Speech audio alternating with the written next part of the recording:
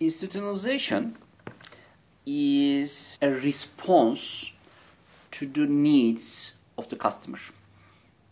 Why? Because until now, from wannapreneurship to innovation, to entrepreneurship, to marketing, to branding, we always put our name on the table as a guarantee of the quality of the service or product. But after branding stage, customer now changes the rule of the game.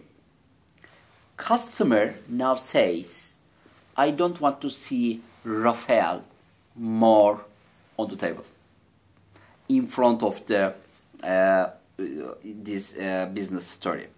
I want to deal with an institution. I want to get response from the institution for my requests. So this demand of the customer will push entrepreneur to the institutionalization process of his business. It is very easy, by the way.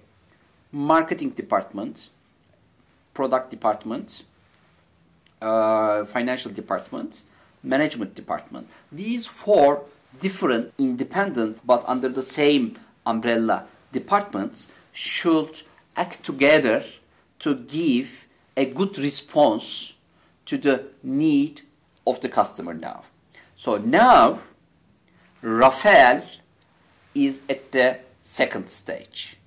At the first stage, your brand and your institution.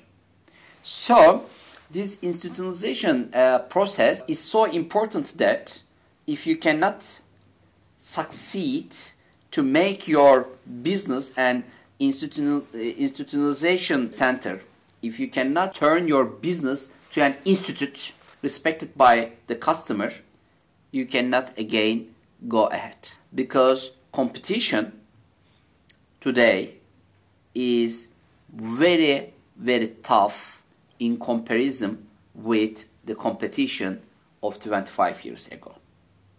And institutionalization process is an insurance of your success story.